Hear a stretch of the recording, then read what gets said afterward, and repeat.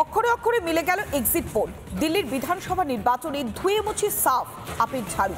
27 বছর পর দিল্লির ক্ষমতায় ভারতীয় জনতা পার্টি। গেরুয়া ঝড়ে ভরাডুবি অরবিন্দ কেজরিওয়াল, মনীষ সিসোদিয়ার মতো রথী মহারথীরাও কোনো মতে জয় ধরে রাখলেন বিদায়ী মুখ্যমন্ত্রী আতিশী পারলেনা। दिल्ली वासियों को सर झुका करके नमन करता हूं।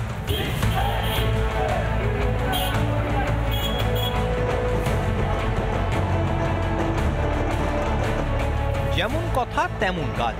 নরেন্দ্র মোদীর ঝোড়ো ব্যাটিংয়ে খড়কুটোর মতো উড়ে গেল অরবিন্দ কেজরিওয়ালের আম আদমি পার্টি। 27 বছর পর রাজধানীর বুকে গেরুয়া সূর্যোদয়। এক্সিট পোলকে সত্যি করেই দিল্লিতে গেরুয়া ঝড়। একার জোরে নিরঙ্কুশ সংখ্যাগরিষ্ঠতা নিয়েই রাজধানী দখলের পথে বিজেপি সুনামিতে দাঁত ফোটাতে পারল না কংগ্রেসও।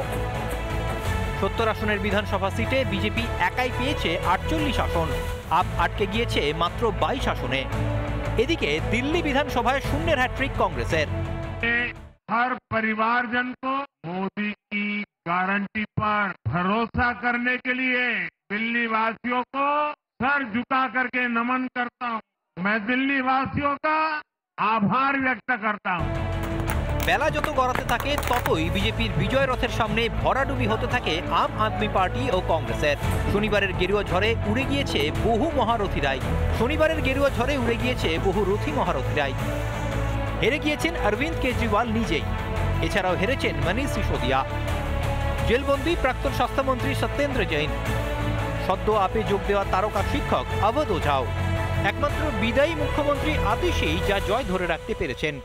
मैं कालका जी विधानसभा की जनता का धन्यवाद करना चाहती हूँ जो उन्होंने मुझ पर भरोसा दिखाया।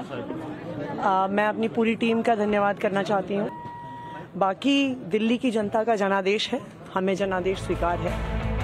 দিল্লিতে বিজেপির শেষ মুখ্যমন্ত্রী ছিলেন সুষমা স্বরাজ। তারপর যমুনা দিয়ে বয়ে গিয়েছে বহু জল। কংগ্রেস ও আম আদমি পার্টির শাসনের শেষে এবার দিল্লির মসনদে আরও একবার বিজেপির অধিষ্ঠান। শেষ পর্যন্ত মুখ্যমন্ত্রী কে হবে সেটা সময়ই বলবে, কিন্তু আপাতত ডাবল ইঞ্জিনের সুফল ঘরে তোলার স্বপ্নে বিভোর রাজধানীবাসী। রিপাবলিক বাংলা।